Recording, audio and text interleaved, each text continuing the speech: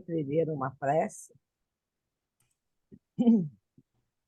Boa noite, pessoal. Nós estamos aqui mais uma noite agradável aqui, onde a gente no Espírita Info estamos promovendo aqui o TED, Temas Espíritas em Debate, onde a gente aí, por cerca de 30 minutos, tem um convidado que vai fazer uma exposição, uma provocação, e depois a gente abre aí para o debate, para a participação dos companheiros aqui na sala, né?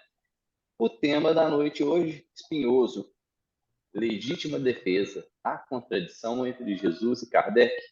Bom, esse problema aí a gente jogou nas mãos da nossa companheira Beth Bott, que vai tentar aí trazer uma reflexão para a gente, uma provocação, melhor dizendo, para que a gente possa aí conversar a respeito disso, né? A Beth é defensora pública do Estado, ela é mestre em ciências sociais e espírita e muito estudiosa do espiritismo, né, Beth? Nós vamos dar início, então eu vou pedir o Zenóbio para fazer uma prece para a gente, antes de passar para a Beth. Obrigado, Pai, por estarmos mais uma vez aqui presentes, reunidos, para legitimarmos a nossa fé, a nossa filosofia, o nosso entendimento aos conceitos espíritas. Que essa paz que envolve os nossos corações permaneça conosco durante toda as nossas instruções, iluminando aos nossos expositores, as nossas consciências e as nossas inteligências, para que possamos absorver todos os conhecimentos aqui emanados.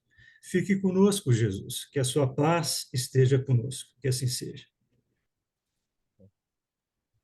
Beth, aguardando aí, ansiosos, suas Então, reflexões. Fique à vontade.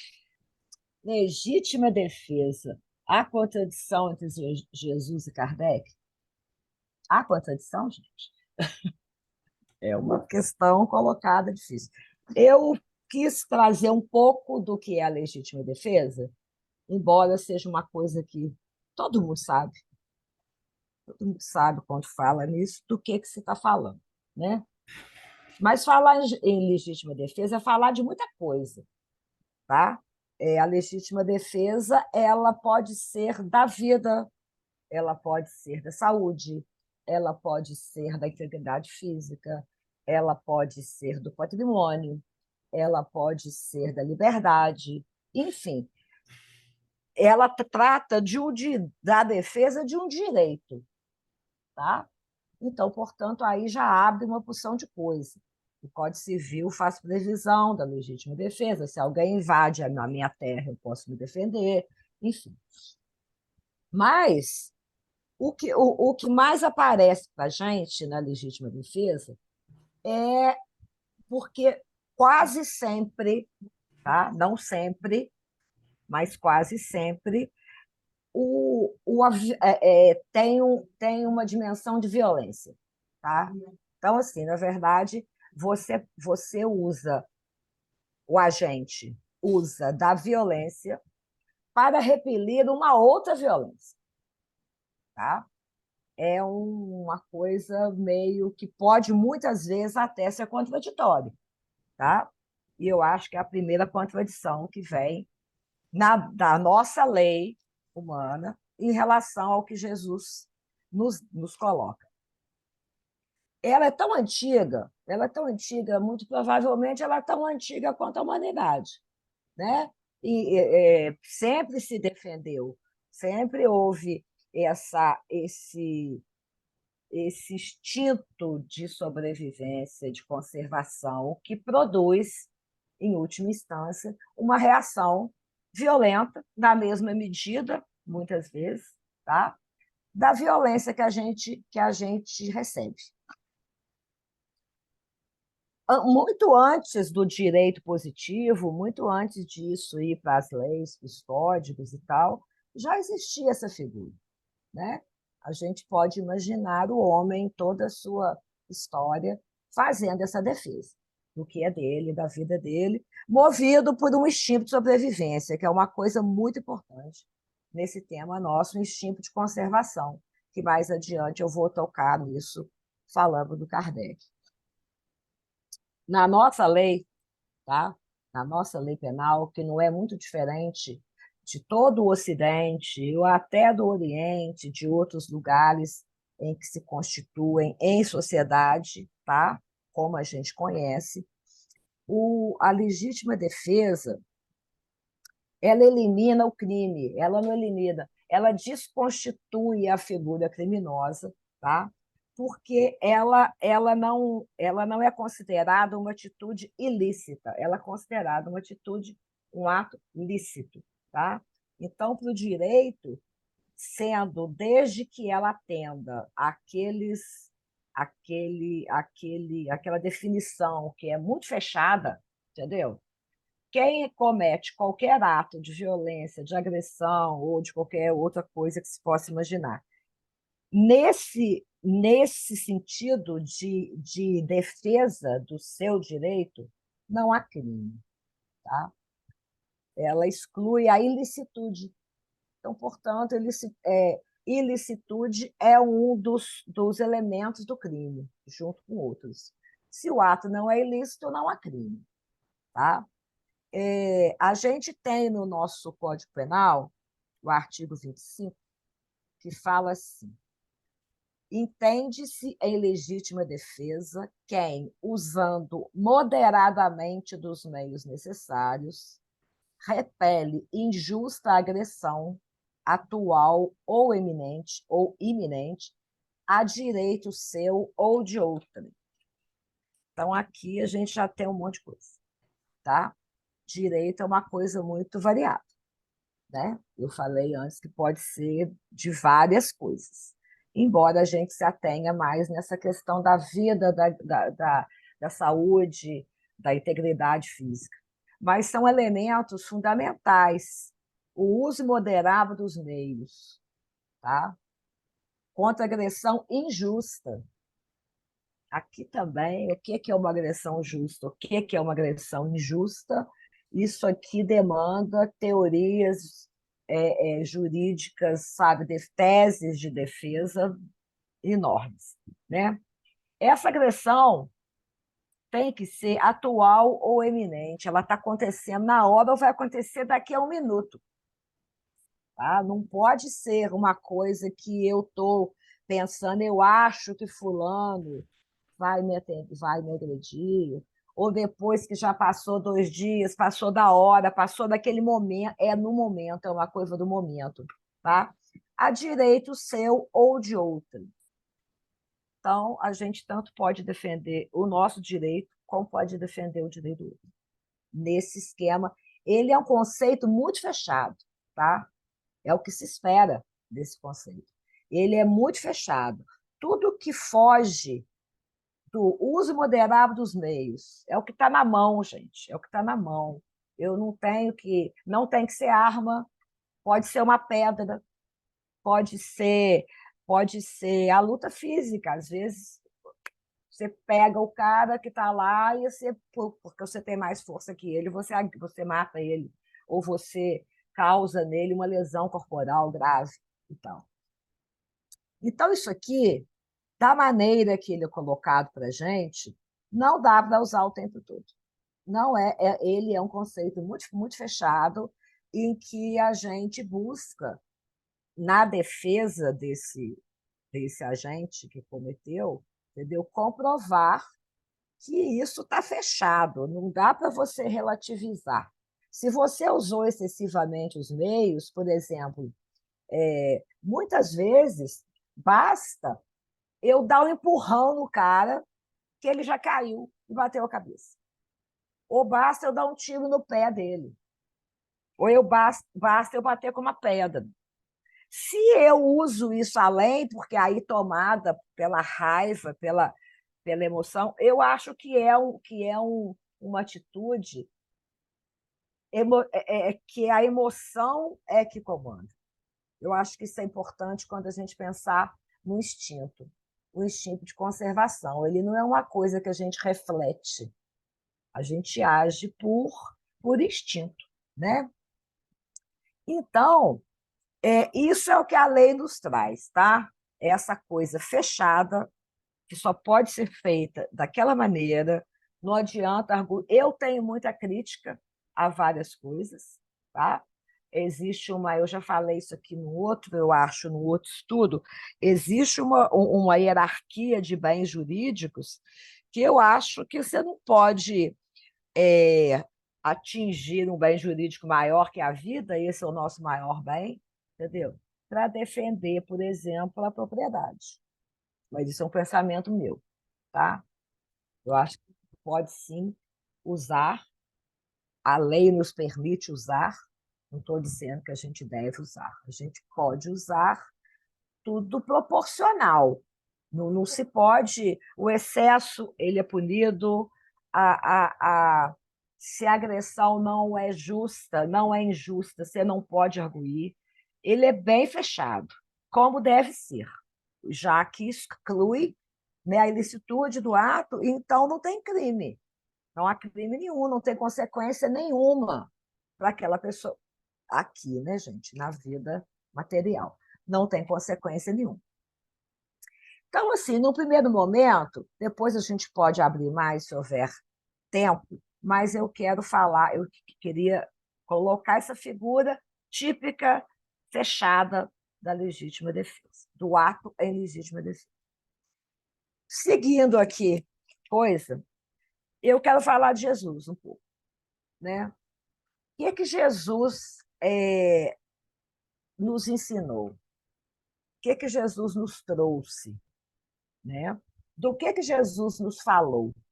O centro, o foco, o ponto central da, da vinda dele e da doutrina dele é a vida futura. Tá? Ele não veio aqui para nos ensinar outras coisas. Ele veio nos dizer que há vida futura e que a gente está sujeito a ela, queira ou não queira. Né? Que a vida futura existe e que ela deve ser o foco dos nossos cuidados e nossas, das nossas ações, de pensar, de viver, de colocar isso acima de tudo. Jesus não nos deu detalhe. Eu li aqui o livro do Eli com o Ricardo e o Fábio e o Ricardo Baessa, eu voltei nele esses dias, porque esse livro coloca muito bem isso, entendeu? O que Jesus vai fazer aqui? Ele não veio aqui nos julgar, ele não veio aqui dizer o que está certo e o que está errado, ele não veio aqui trazer nenhum preceito de conduta cotidiana, ele não veio fazer isso. Embora isso perpasse o discurso dele em vários momentos, e às vezes objetivamente. Tá?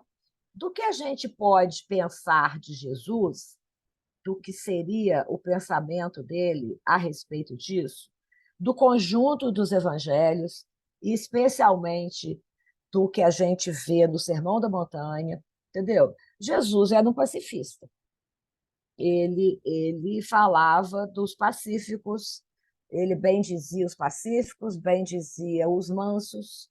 Ele, em momento algum, Jesus agiu violentamente.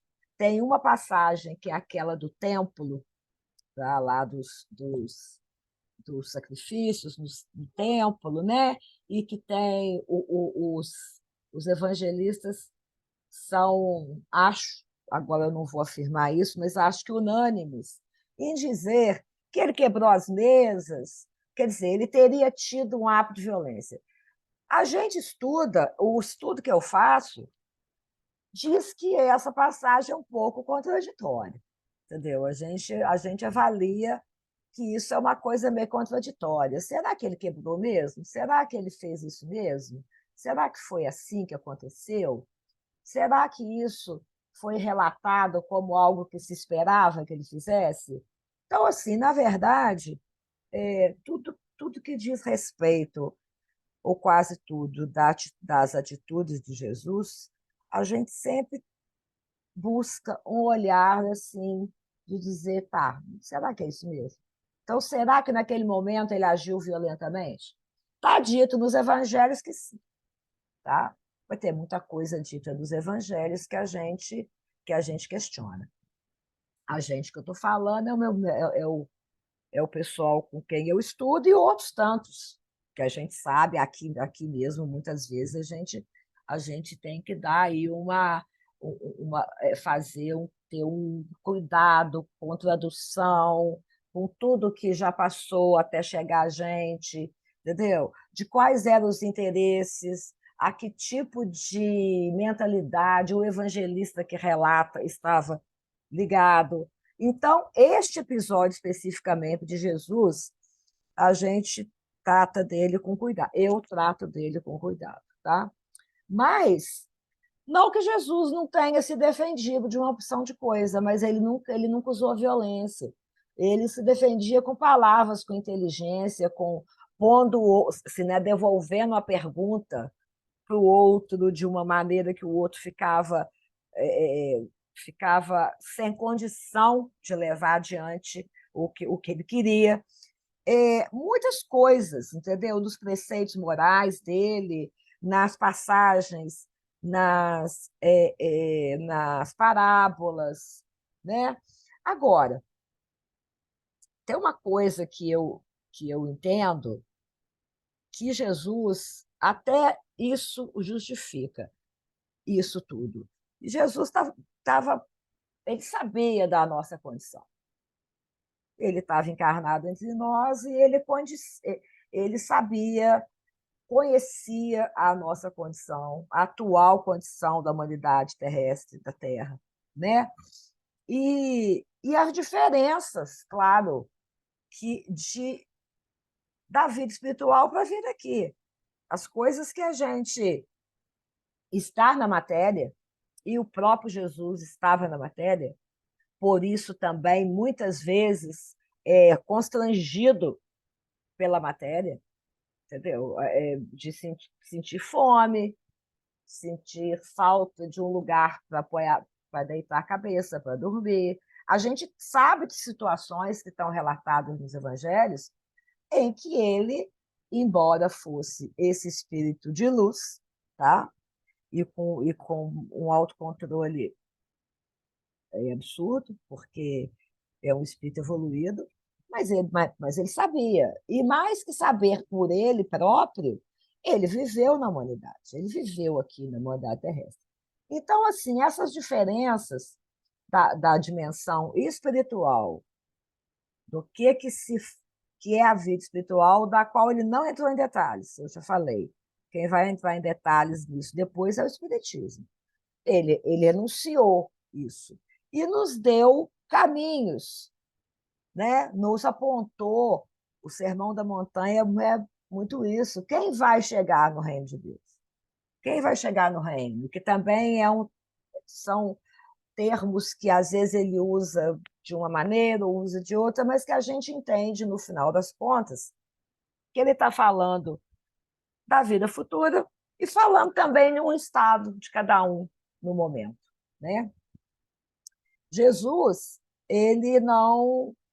O que eu acho importante a gente falar é que ele conhecia tudo isso. Ele não perdeu tempo em ficar falando, não mate em legítima defesa. Ele já tinha dito que ele não veio derrogar a lei. A lei que a gente considera são os 10 mandamentos, e não matar está lá, nos 10 mandamentos. Agora, toda a lei mosaica que veio depois, aqueles outros, todos cheios de coisa, pode comer, não pode, faz isso, faz aquilo, a lei civil que Moisés estabeleceu para organizar aquele povo, né, no deserto, muitas coisas ele questionou muitas coisas, mas ele não questionou a essência, a essência. Ele não questionou a essência do que nos rege até hoje, dos preceitos, do caminho do bem, né? Mas essa coisa assim do ser humano estar inserido num ciclo vital, de ter que lutar para a sobrevivência, do esquecimento do passado, isso tudo são condições que nós aqui estamos sujeitos a ela, tá? E eu acho que Jesus sabia, Jesus sabia disso tudo, né? Jesus nos conhecia muito bem. Aí a pergunta que eu faço, em primeiro lugar, para mim mesma, é: será que Jesus se oporia à legítima defesa? Não sei. Eu acho que, estando no mundo, isso sendo um instinto, isso sendo uma lei, aí nós vamos passar lá para frente. Eu vou até pular um negócio aqui, se for o caso, eu volto, tá? Por causa de tempo. O Kardec nos fala, especialmente, dentre outras, nesse tema específico, né? Ele nos fala numa pergunta específica que é feita no Livro dos Espíritos, que pergunta também sobre matar na guerra, né? Ele diz que só a necessidade, a resposta dos espíritos é que só a necessidade pode desculpar matar, tá? Que ainda assim isso é um crime. Mas a necessidade pode, porque não há. Ele vai refletir, o Kardec, que a intenção vale mais que o fato. A intenção vale mais que o fato. Lá no livro, no Evangelho segundo o Espiritismo, quando ele comenta que não ninguém, que o ser encarnado aqui, ele não se espera que ninguém, nenhum de nós, estenda o pescoço ao assassino. Isso fala do estupro do Kardec, entendeu? E que naquela máxima de Jesus, que a gente pega muito nessa questão da legítima defesa, que é de dar a outra face, se alguém agride e você dar a outra face, o que Jesus queria dizer, entendeu? Ele não estava exatamente condenando a defesa, entendeu? Mas ele estava condenando a vingança. Eu acho que isso aqui é uma coisa bastante importante para a gente pensar, porque a lei de conservação, eu vou até pegar aqui para ler, deixa eu ver o que está aqui, na lei de conservação. Quando se é lei da natureza o instinto de conservação, o espírito responde, sem dúvida, todos os seres vivos o possuem, qualquer que seja o seu grau de inteligência. Nuns é puramente maquinal e raciocinado em outros.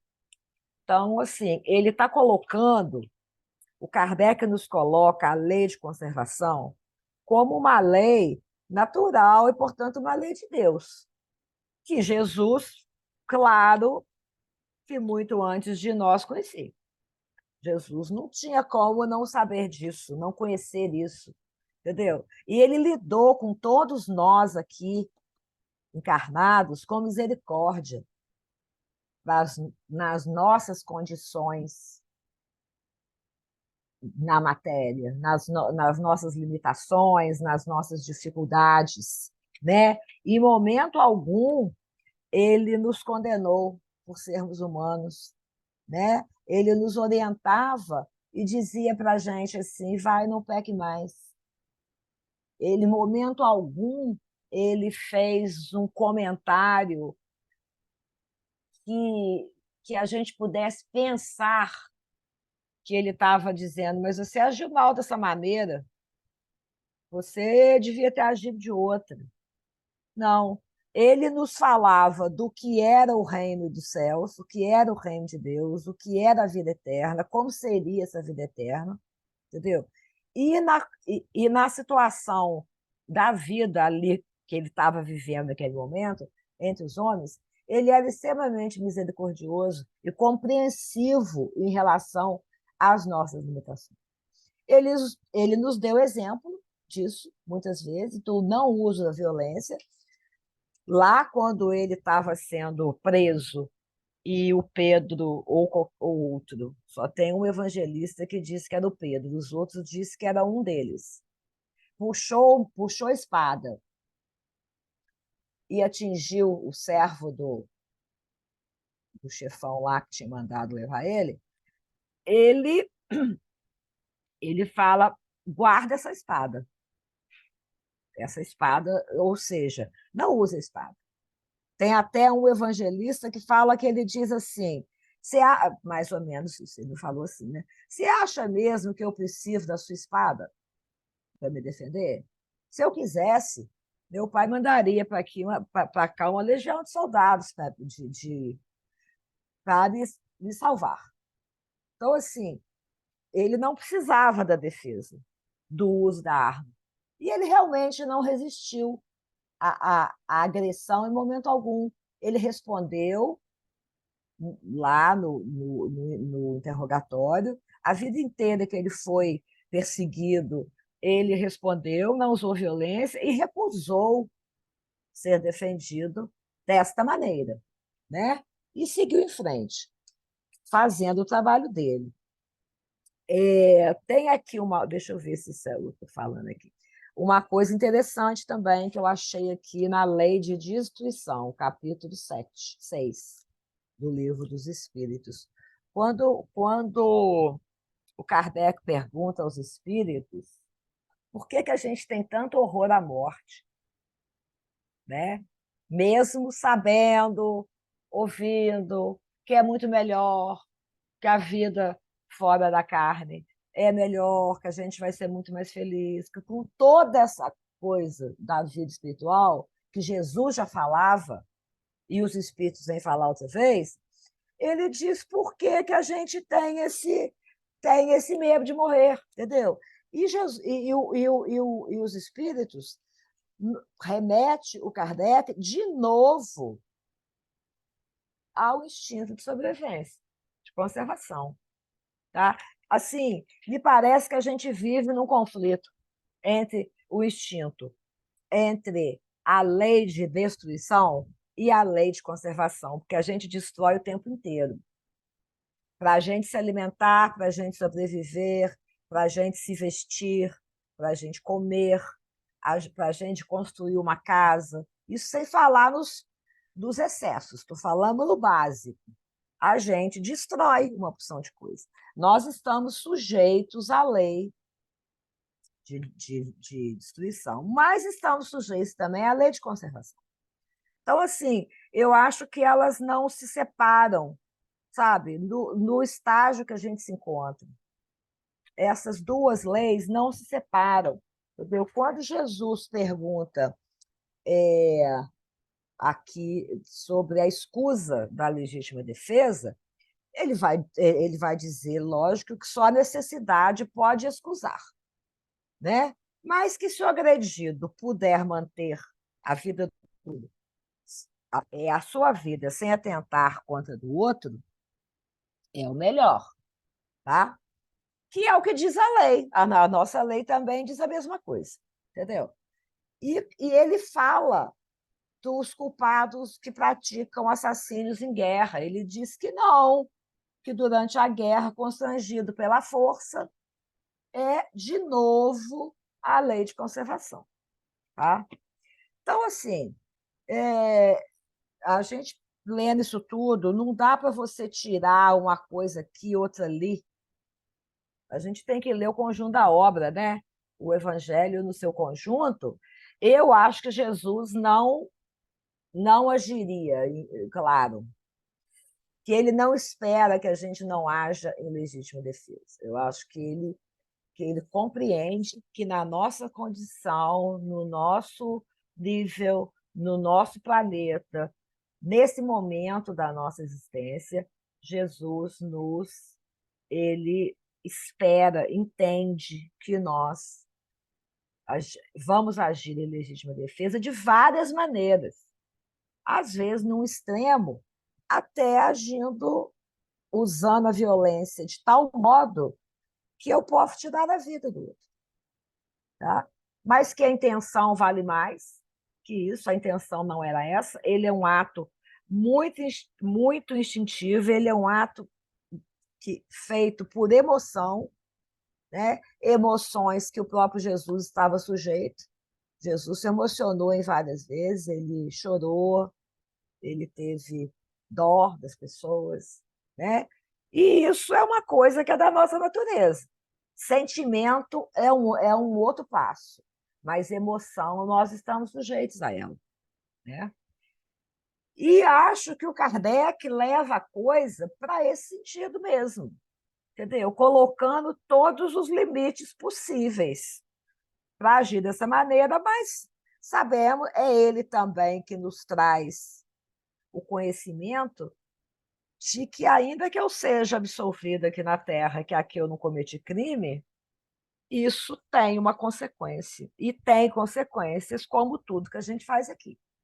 Então, não é porque eu estaria abonada pela legítima defesa, que deve ser um momento horrível da nossa existência, você ter que agir assim, porque isso vai contra a gente mesmo, a gente também não quer destruir, a gente não quer, mas nesse momento a lei de conservação é mais forte, o instinto é mais forte. Eu acho que para esse primeiro momento, o que eu queria dizer era isso. Só assim, colocando uma questão que desde o princípio me pegou um pouco, que é a pergunta que foi feita, entendeu? Eu tenho para mim que Jesus fala para o Espírito, tá?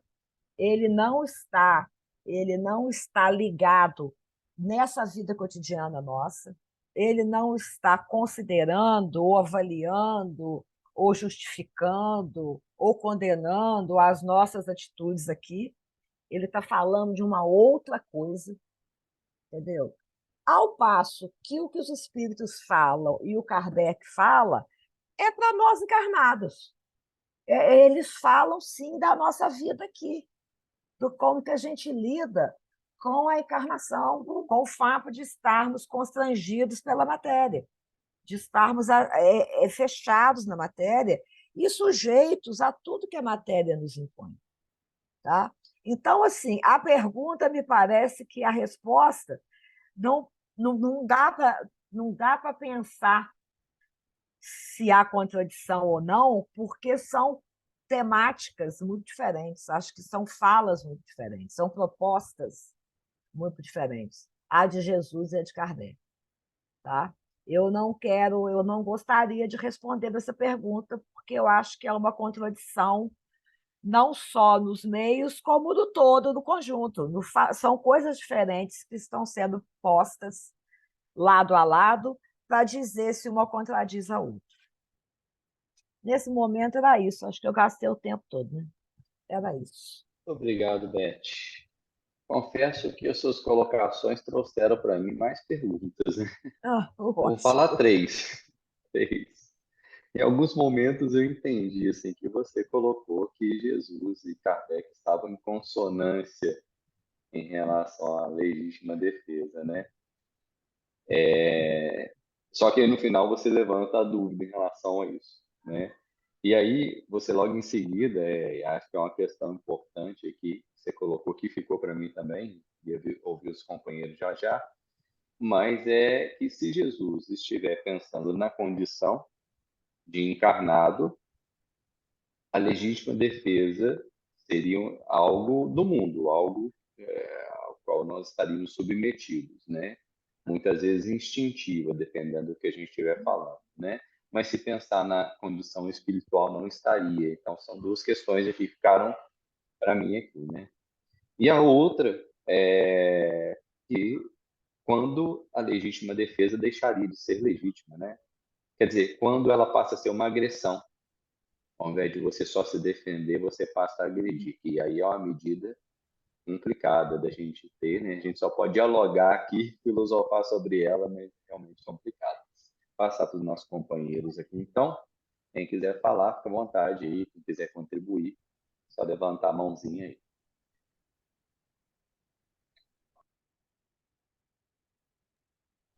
Elias, vai lá. Elias Deixa eu Moraes. já jogar junto aí, porque eu acho que a minha pergunta é bem próxima da sua, melhor que ela já avalie as duas juntas. Enquanto você foi falando, Beth, em primeiro lugar, muito obrigado, prazer conhecer você, né? Acho que eu não tinha visto ainda um trabalho seu, então que bom. E achei muito interessante assim essa correlação que você faz, e lá no direito, e em Kardec, e em Jesus. E aí, da sua fala, eu fiquei na dúvida. Ok, você usou a palavra que Jesus entende. E aí eu botei assim, olha, ok que ele entende, mas no seu entendimento, o que que ele recomenda? tá? Então, eu quero botar isso junto com a pergunta do Christian aí, que eu acho que também, quando uma coisa é entender, outra coisa é recomendar, é pregar, é dizer, olha, o ideal seria isso, né? Então, eu acho que seria bom se você explorasse isso um pouquinho. Quer falar, Beth? Depois a gente passa para. Posso falar? Você falou, você perguntou, eu estou falando que essa questão é complicada, porque ela é dúbia mesmo. Eu acho que Jesus, em momento algum, apoia a legítima defesa. Ele não diria para agir em legítima defesa. Embora ele recomende o uso de armas, de espada, ele tem uma passagem de Lucas que ele diz para eles usarem arma, para eles comprarem, venderem a capa e comprar uma arma, uma espada. Tem uma justificação, uma justificativa no próprio Evangelho, na próprio versículo, que diz que era para cumprir, tem muito isso nos Evangelhos, né? Que era para cumprir o que foi dito lá atrás, que Jesus andaria, olha só, que Jesus andaria entre os ímpios. Então, usar arma é coisa de ímpio. Agredir, usar violência é coisa de ímpio. Isso estava lá atrás, mas ele recomenda que eles usem. Ele recomenda que eles comprem a arma. Isso está só em Lucas, tá? Isso está em Lucas, não sei se vocês já acharam aí, mas isso está em Lucas. Espera aí que eu vou achar aqui, porque eu fiquei meio. Nós temos que estudar muito, né, gente? Mas isso está em Lucas. Deixa eu ver, está no outro papel que eu guardei. Mas, enfim, não importa. Eu acho que o ensinamento de Jesus é de não resistir, é de pacificar, é de ser pacífico, que é o que ele fez, é o exemplo que ele deu o tempo todo. É o exemplo que ele deu o tempo todo, entendeu? E acho que é difícil essa questão justamente por ele não desconhecer as leis naturais, que nos impõem praticamente. Claro que ninguém é obrigado a agir em legítima defesa. Ninguém é obrigado a matar, ou a bater, ou a agredir para defender um bem seu, claro, um direito seu. A sua vida ou do seu filho, ninguém é obrigado a fazer isso. Tá? Mas é da nossa condição espiritual agir dessa maneira. Quando eu falo que Jesus compreende, eu não acho que ele acha bom, não, que ele vai provar isso, muito pelo contrário. Ele talvez ele quisesse que é o que. Ui, perdi aqui a tela. Que está lá no Sermão do Monte, o que ele gostaria é de nos. Espera aí, gente, eu perdi aqui a página. Será que eu fechei sem querer?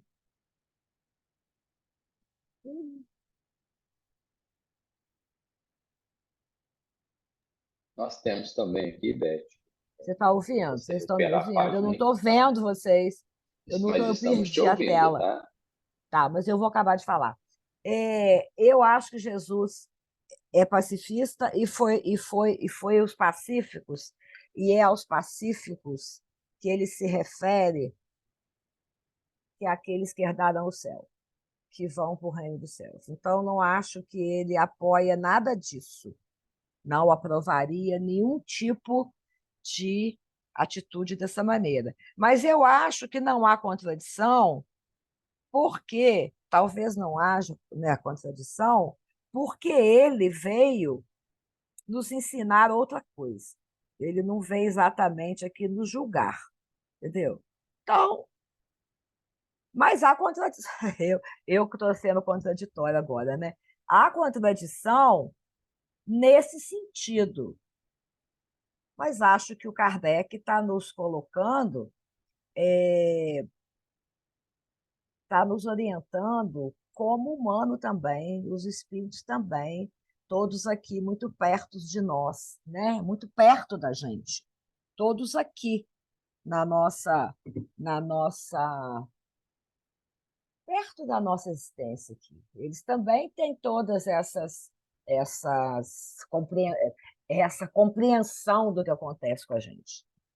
Então, acho que é difícil, sim, responder essa pergunta. Eu não estou não me senti capacitada para responder essa pergunta, tá? Qual que foi a pergunta? Qual que foi a outra pergunta? Do Elias. Do Elias. Quer repetir, Elias? Não, a minha ela respondeu. Eu Acho que ela não respondi a respondeu, foi tua? uma das suas. É, a minha você respondeu. O que que eu não respondi do... Fala aí, Cristian. Então, eu coloquei essa questão de Jesus enxergar, né?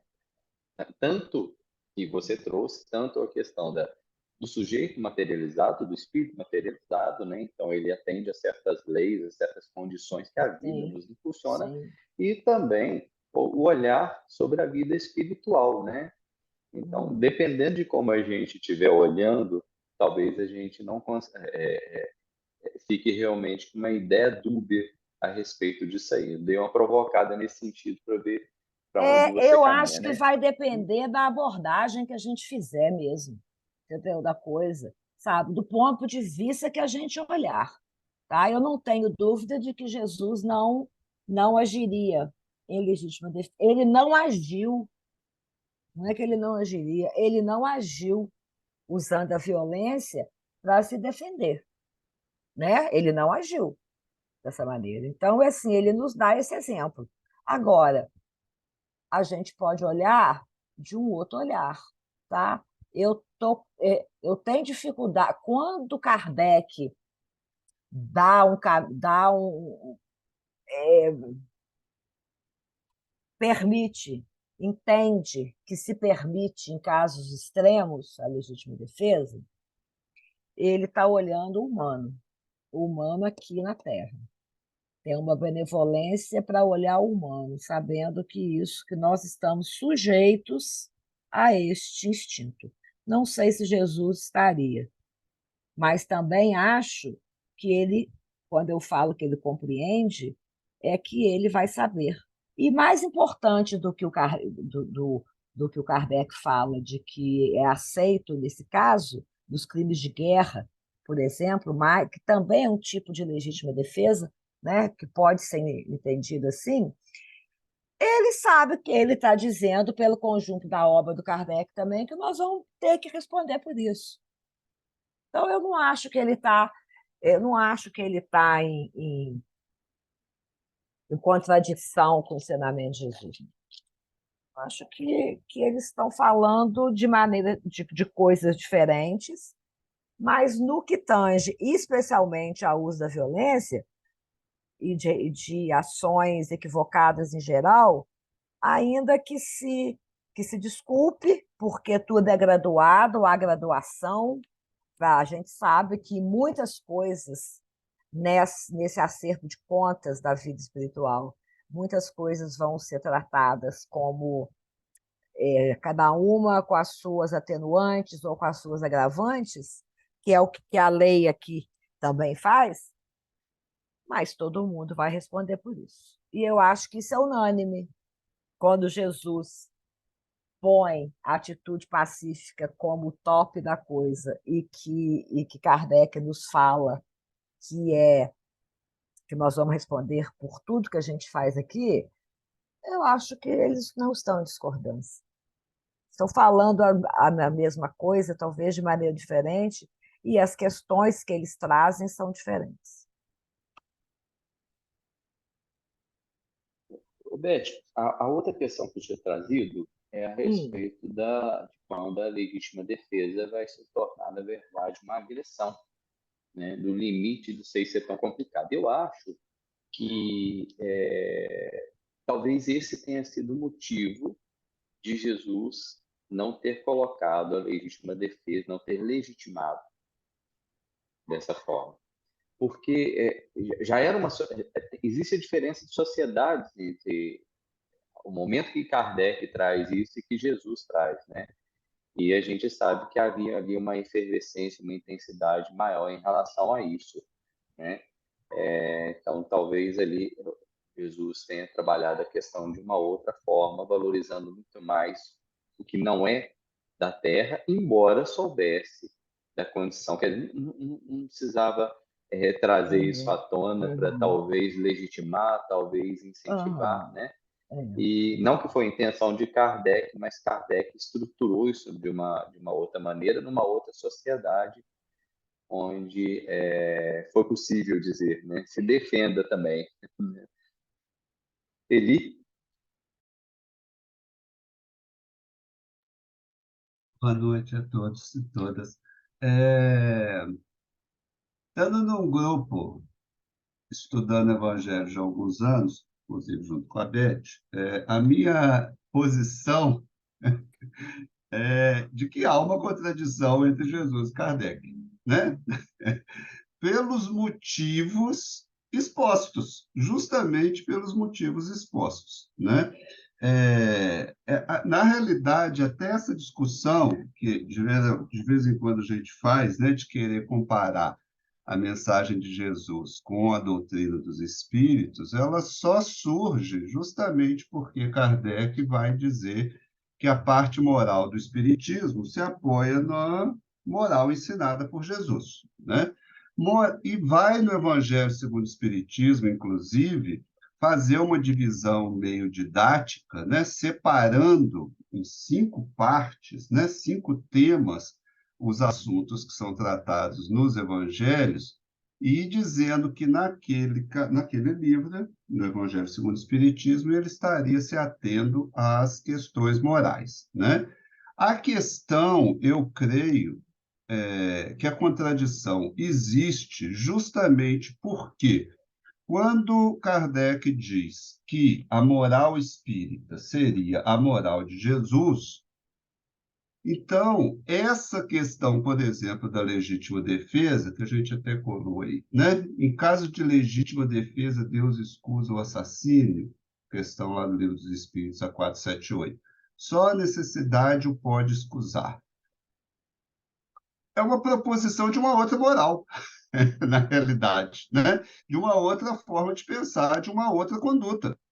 Então, vai haver uma certa contradição nesse sentido.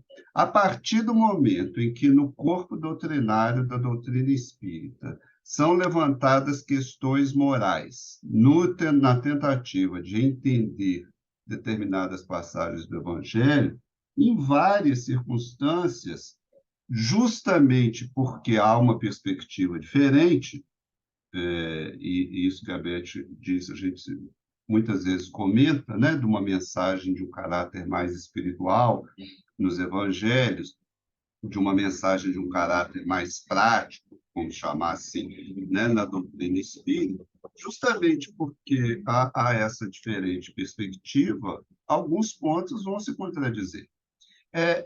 Não dá para imaginar, bom, para imaginar sempre dá, né?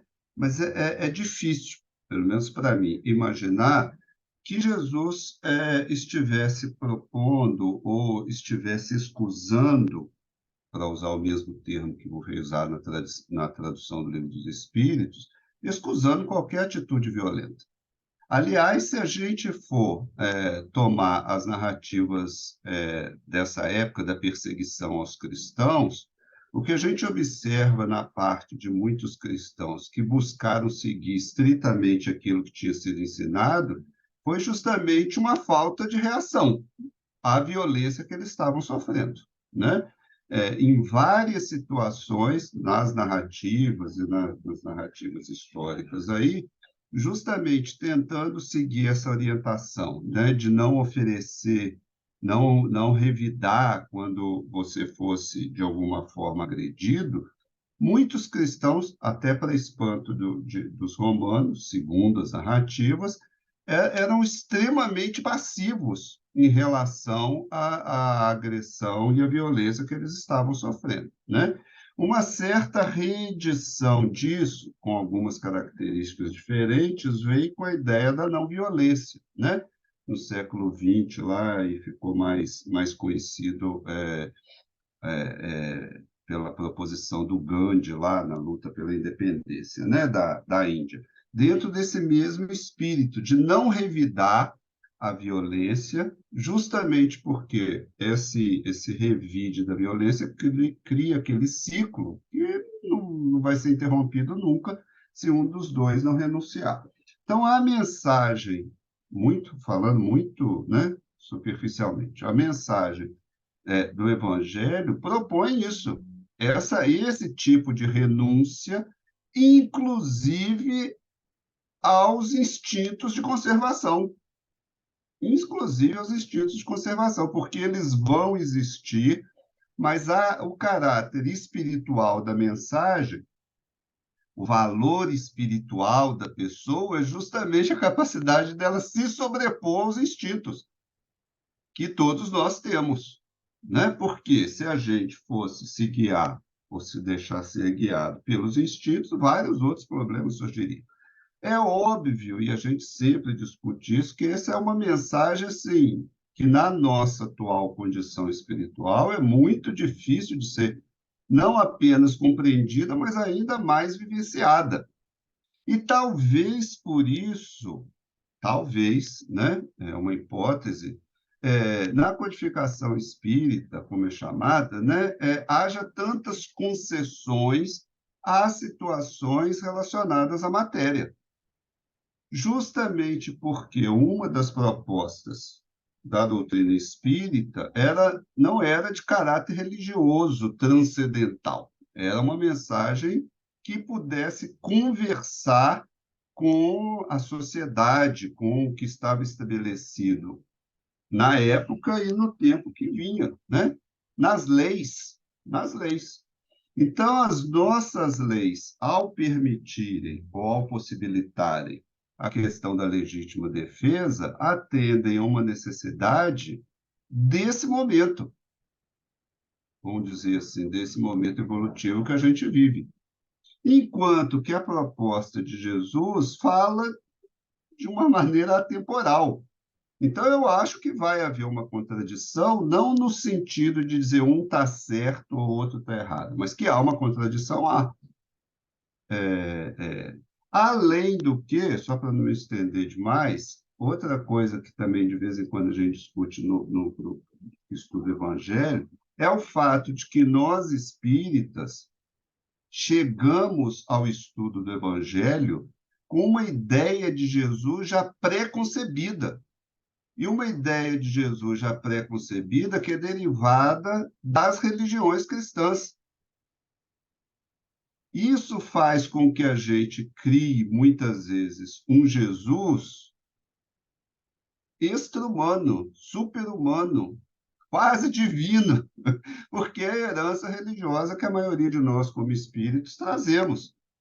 Quando a gente, se fosse possível, como, por exemplo, alguns historiadores fazem, se atém ao texto do Evangelho e a um Jesus humano, várias dessas nossas perspectivas podem ser modificadas para entender que, enquanto encarnado, Jesus, apesar de estar falando uma mensagem espiritual, vai, em determinadas circunstâncias, falar para aqueles que estão encarnados. Se a gente divinizar muito Jesus, a gente perde a possibilidade de estudá-lo à luz do Espiritismo. A gente acaba estudando, né, o Espiritismo à luz do Evangelho e não o Evangelho à luz do Espiritismo. Então, só para anotar que eu acho que há, sim, uma contradição, não no sentido de um estar certo e de outro estar errado, como há contradição em várias outras passagens, né? Se a gente pode discutir também depois.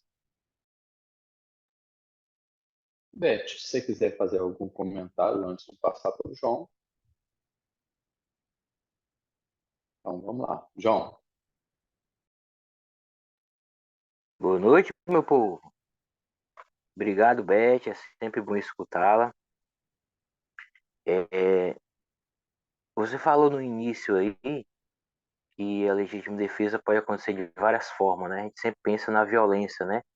Tem a questão patrimonial e tal, etc. Todo ser humano tem sua hierarquia de valores. É aquilo que tem muito valor para mim. Geralmente você colocou a vida, e aí eu acredito que você está se referindo à vida material, como um valor máximo. Você colocou acima da propriedade. O Cristo parece que não pensa assim. baseado na vida dele, a vida material para ele não era o ponto mais alto. É tanto que ele não tinha medo de morrer. É tanto que ele corre risco de vida, mas o que importa? Então, na hierarquia de valor do espírito da evolução do Cristo, o mais importante era a mensagem dele. O momento que ele fica indignado, que ele demonstra raiva, é diante dos fariseus hipócritas e os vendilhões do templo. Cada um no seu modus operandi estava distorcendo a mensagem de Deus para libertar o povo da opressão. Então Cristo reage em legítima defesa quando vê sendo atacado a mensagem, mas não tem qualquer preocupação quando a vida dele está em jogo. É como se ele dissesse, olha, então querem te matar, isso que importa, contanto que eu dei minha mensagem. Então, por Cristo, a mensagem que ele traz, e eu não estou falando só das parábolas, só do que ele falou, mas a própria vida dele é uma mensagem, é mais importante do que a própria vida. Sabe aquela pessoa que morre pela causa? É ele. E que é um padrão desse espírito, dessa certa evolução. Sócrates morre pela causa. Ele é condenado injustamente, os amigos querem soltar ele. Não, mas você foi condenado injustamente. E ele diz, vocês queriam que fosse justamente? E ele aceita a lei. O Gandhi morre pela causa. Então, para essas pessoas, a vida não é o valor máximo. Para mim, é. No meu nível de evolução, a vida seria um valor máximo. Vida material, estou falando. E eu faço de tudo para protegê-la e preservá-la. A minha e dos meus entes queridos. Esses espíritos evoluídos, eles não pensam assim. A morte é só uma passagem, então morre mesmo, sou um espírito. É só um momento, o importante é que eu cumpra a minha missão. E é por isso que o Cristo, você falou muito bem, o Cristo não dá qualquer embasamento para a legítima defesa. Porque os valores dele estão na altura dele. E nós não estamos à altura dele. Eu não consigo colocar mudo para falar, surdo para ouvir, aleijado para andar. Eu não consigo colocar cego para ouvir. Eu não consigo curar leproso. Eu não consigo andar sobre as águas. Eu não consigo multiplicar pão, transformar água em vinho. E ele faz isso naturalmente. Assim como ele consegue viver sem legítima defesa. E eu não consigo. Por isso que quando se diz assim, a gente pode fazer tudo que o Cristo faz, ou fez, pode, mas não é hoje. Não é na encarnação atual. À medida que a gente for evoluindo, a gente vai conseguir fazer o que ele faz, mas não é agora, nesse momento. Isso é atropelar e é pular etapas evolutivas. Curar, eu não consigo curar uma dor na unha. Mas quando eu estiver no nível do Cristo, eu consigo fazer o que ele fez, ou até mais, como ele mesmo falou.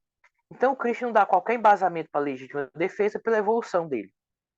Mas você falou também com propriedade, mas ele entende que nosso nível de evolução, a gente precisa de legítima defesa. E aí o Kardec atualiza esse pensamento e aproxima mais da gente. Não seria considerado a terceira revelação?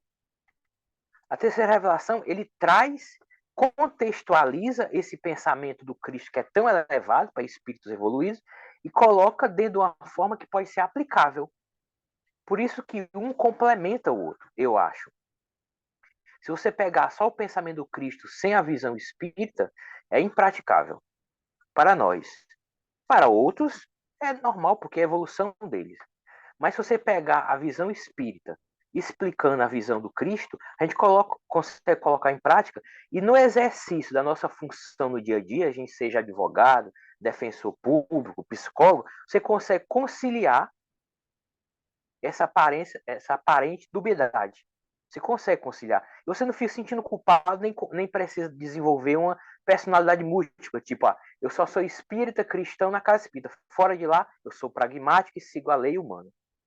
Não precisa levar a vida dupla. Você pode conciliar isso no dia a dia se você entender que é uma adaptação dessa lei à evolução espiritual de cada um. Que é o que a lei humana material faz isso, né? A lei humana faz, adapta a cada situação, a cada intenção, a cada contexto. Ela não é unívoca, é múltipla. Vamos ver cada situação, como foi o impulso passional. Então, vai analisar. E a lei divina, muito mais complexa, ela leva muito mais em consideração o nível evolutivo de cada um, as intenções, o contexto, o esforço, enfim. E você falou muito bem, o Cristo deve compreender isso muito bem, né? É isso. Quer comentar, Beth? Eu quero comentar assim, eu fiquei com mais dificuldade na pergunta, de fato, entendeu? Porque eu acho que a pergunta coloca no mesmo, assim eu compreendi, a pergunta coloca dois elementos que são díspares demais para a gente pensar numa coisa e outra. Eu concordo com ele, concordo com o Christian, sabe? E concordo com o João quando eles falam, com Eli, quando ele diz que o Cristo estava encarnado e, portanto, ele conseguiu superar as dificuldades dele aqui, entendeu? Mas sem divinizar Jesus, que não é essa a proposta, não é esse o meu entendimento, mas a gente pode pensar, sim, que ele tinha uma evolução muito maior que a nossa, né? Eu achei difícil essa estrutura que foi dada para o estudo, tá? Porque contradições há várias, mas um está falando de uma coisa, o outro está falando de outra, sabe? Esse modo do Kardec trazer para a gente o conhecimento de Jesus, essa ótica espírita para o Evangelho, essa lente espírita que o Evangelho nos traz, ela faz uma mediação e ela amortece muito o impacto das coisas que Jesus fala, entendeu? Para espíritos, em geral. Fora, enfim, eu achei difícil responder essa pergunta, enxergo as contradições, mas enxergo também as convergências, entendeu? O fato de Kardec ter facilitado, tem lá um momento em que ele comenta que os espíritos foram benevolentes nessa resposta a, a legítima defesa. E acho que eles não são contraditórios no final das contas. Nenhum nem outro. Os dois, no final das contas, dizem o seguinte: olha, você vai agir dessa maneira, mas você vai responder por isso. Jesus vai dizer que o reino, isso daí não cabe, e Kardec para dizer que dessa maneira você talvez tenha algumas atenuantes, tal, mas que você vai responder por isso. É aí que eu acho que não há contradição, entendeu?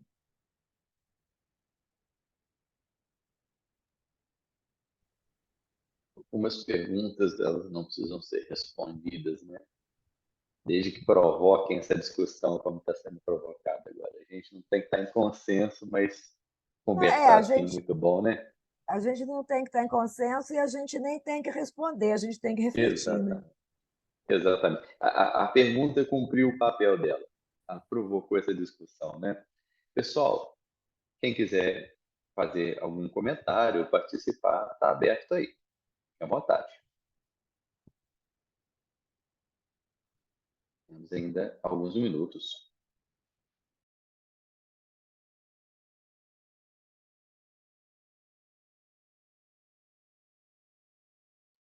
Não achei aqui o reactions aqui. Tá, vai lá, Elias. Eu fiquei numa dúvida, e eu sei que eu estou falando aqui com gente que estuda isso, então, de repente, eu posso trazer a minha dúvida, né? Eu sei que essa passagem ela está presente nos 4 evangelhos, e que, portanto, do ponto de vista de um Jesus histórico, é altamente provável que ela tenha acontecido, de um ponto de vista de um Jesus histórico, né? Pelo fato de ela estar presente nos 4. Né? Então, assim, essa questão do Jesus histórico, a gente sabe que o Eli tocou nesse ponto aí, né? A gente idealizou muito um Jesus, sobretudo a partir de uma apropriação teológica de elementos da tradição hebraica, da tradição judaica, né? Que vão associar Jesus com o Cristo, com o Messias, né? E que a gente sabe que depois, na literatura espírita, isso também vai estar fortemente presente. Agora, sim, eu particularmente, e o Eli sabe disso muito bem, né, Eli? A questão da mediunidade como fonte de revelação espiritual, eu hoje tenho muitas ressalvas, né? Eu hoje tenho muitas ressalvas, porque muitas das revelações não se confirmaram, e muitas coisas que a gente julgava que eram revelações, o tempo jogou por terra. Então, assim, então eu hoje tenho um pé atrás com revelação espiritual. Como é que fica essa questão do Jesus histórico e do Jesus teológico? Até que ponto a gente idealiza? Até que ponto a gente consegue pensar no que seria mais real? Por exemplo, numa passagem dessa, que eu sei que no movimento espírita, Emmanuel não comenta ela em lugar nenhum. O Emmanuel não comenta essa passagem. Eu não achei aquele trabalho do Saulo, aquela pesquisa que o Saulo fez, não acha nada do Emmanuel sobre isso. Será que, por um apego ao Jesus teológico, a gente não acaba ignorando o que as evidências apontam como fato histórico?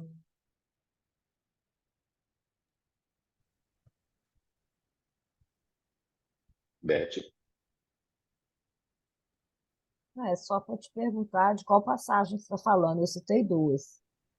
Não, eu me refiro a de ele usar o chicote para expulsar o pessoal do templo, né?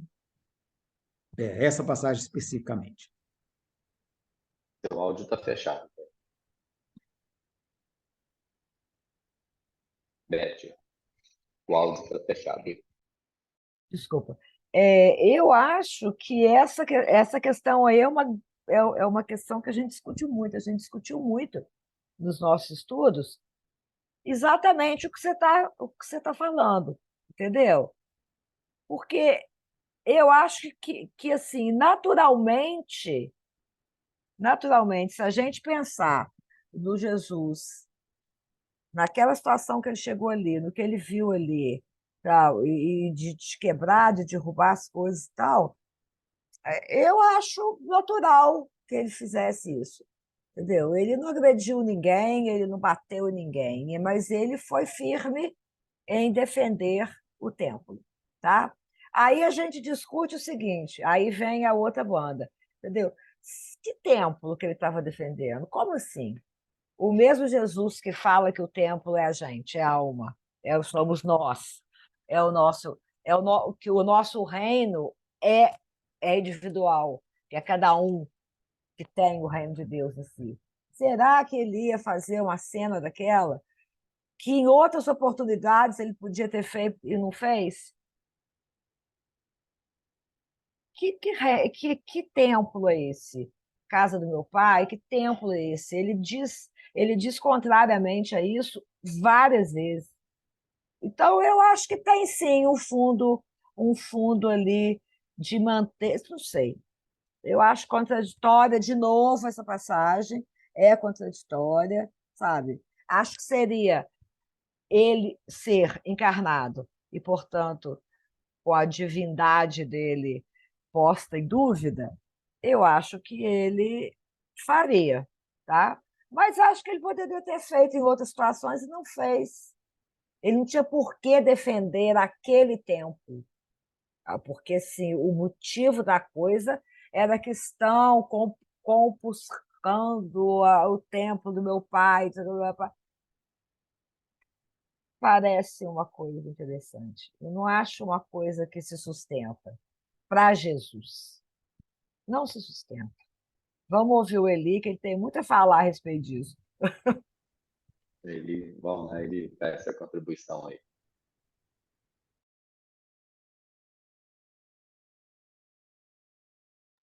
Seu áudio está fechado, Eli. Não muito a falar, porque discutir sobre Jesus a gente discute há 2000 anos, né? Não vai ser com mais uns minutinhos que a gente vai chegar a nenhuma conclusão. Mas é curioso, só pegando o gancho, tanto no que a Beth quanto o Elias falaram, quando a gente escreveu o livro sobre Jesus, essa foi uma das questões curiosas que a gente discutiu.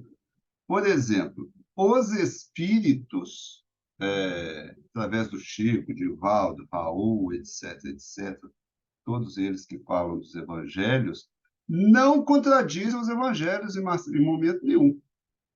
Em momento nenhum. Mesmo em passagens que para nós seriam hoje, não só para nós, né? O próprio Kardec. Vou dar um exemplo só.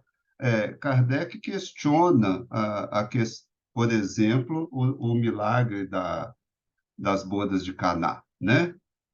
A factualidade disso. Mas é curioso que os espíritos desencarnados e aí talvez o Elias tenha mais elementos para isso, porque os médiuns não questionavam, e os espíritos também não, e quando comentam sobre os evangelhos. Pouquíssimas informações os espíritos trazem a respeito de Jesus, que acrescente alguma coisa ao que a gente tem nos evangelhos. Pouquíssima coisa, né? É, e quando acrescenta, dá uma ou outra coisa, muitas vezes apenas reforça o que já está escrito no Evangelho. Qual que é o problema, entre aspas, disso? O problema em termos de estudo é que a gente está discutindo aqui contradição entre os evangelhos e a codificação espírita, mas antecedendo a isso, existem contradições dentro dos próprios evangelhos, dentro dos próprios evangelhos. Por isso que a leitura dos evangelhos, como também a leitura do Espiritismo, ela muitas vezes é precedida por uma posição assumida previamente. Muita gente está discutindo espiritismo com base em posições que assumiram antes de ter estudado espiritismo. E com o evangelho, idem. A maioria das pessoas, principalmente com viés religioso, discute sobre o evangelho sem ter estudado os evangelhos. E aí vão encontrar, né, quando a gente levanta algumas contradições que existem, inclusive, entre os próprios evangelistas, no texto dos evangelistas, supostamente dos evangelistas, que é facilmente compreensível quando a gente estuda o processo histórico de construção daqueles textos, mas, assim, não pode discutir, porque há esse viés, muitas vezes religioso, de que o que está escrito ali é o que está escrito ali, e aconteceu do jeito que está escrito ali. Né? Então, muitas vezes, essas discussões surgem justamente, não só nos evangelhos, inclusive no próprio estudo do Espiritismo, porque muitas vezes posições prévias são assumidas que não derivam dos textos, não derivam do estudo, mas derivam de posições que a pessoa já tem, seja porque já traz isso, né, na sua bagagem espiritual, seja porque foi assim que aprendeu, seja porque considera que é um erro, né, questionar as escrituras, seja qual for o motivo, né? Mas essa análise dos evangelhos geralmente cai em dois extremos. Ou é o pessoal extremamente cético, que não quer acreditar em nada do que está ali, ou é o pessoal extremamente crente, que acha que tudo que está escrito ali é verdade. Achar esse caminho do meio, com base no que o Espiritismo traz para a gente, que é o que o nosso grupo vem tentando fazer há alguns anos, é extremamente complexo, porque nós vamos enfrentar essas contradições muitos e muitos e muitos pontos, né?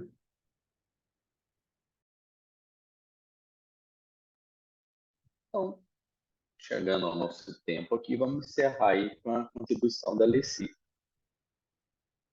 Leci, fica à vontade. Boa noite a todos. Então, dentro do que a Beth falou aí, por isso que cada vez mais eu acho a importância de se estudar o Velho Testamento. Segundo Caibá Schubel, no Espiritismo do Cristianismo, ele fala assim, que podemos considerar esta passagem, portanto, essa passagem que estamos discutindo, como uma encenação literária muito utilizada por Jesus para transmitir suas mensagens à mente humana ainda limitada. Aliás, esse tipo de comunicação gestual era uma característica dos profetas da época. Podemos citar várias passagens bíblicas que demonstram uma ensinação literária, como, por exemplo, a profetização de Acabo da prisão de Paulo de Tarso. Desceu de Jerusalém um profeta de nome Acabo, e vindo ter conosco, tomou o cinto de Paulo e ligando seus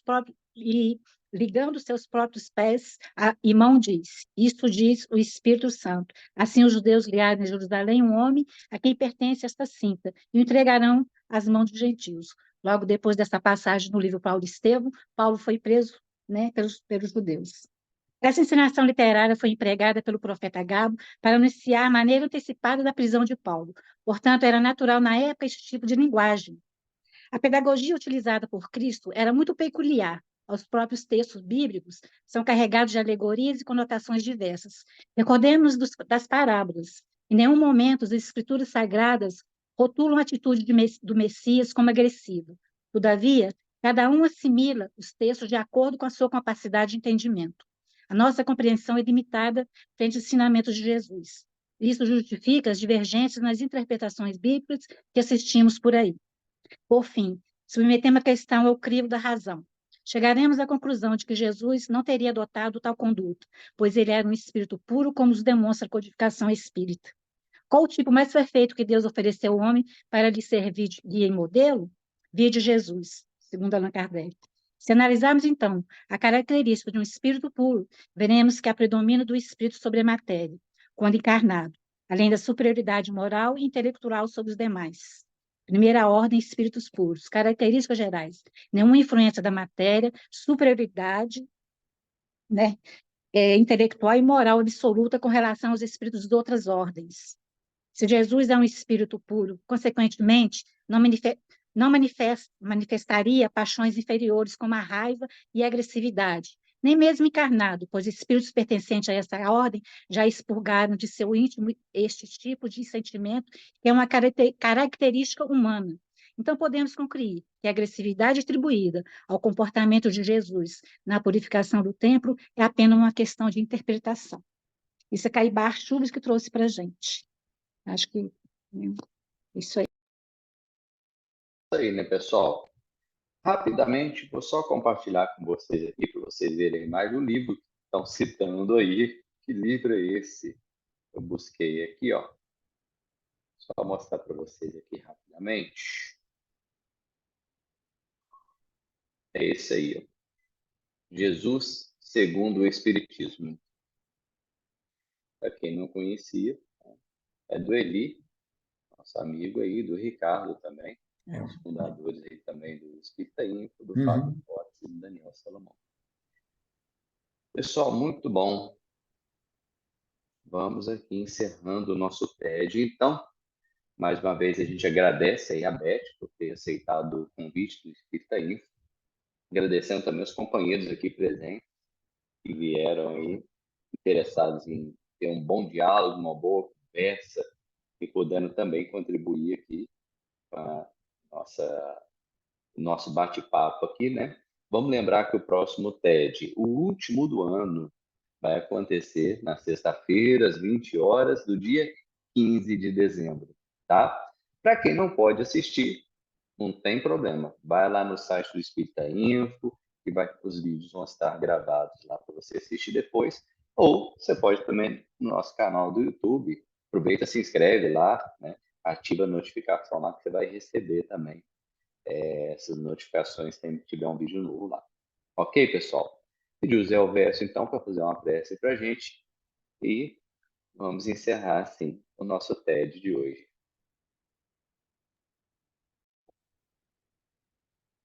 É, de fato, com uma satisfação muito grande que todos nós, nesse momento, agradecemos por esta oportunidade. A Ti, Jesus, que nos concede este momento de plena satisfação pelo estudo, pela compreensão, pela meditação em torno de temas tão importantes e que são debatidos de forma equilibrada, imparcial, madura, buscando sempre o nosso interesse em evoluir. Te pedimos que abençoe sempre o nosso propósito.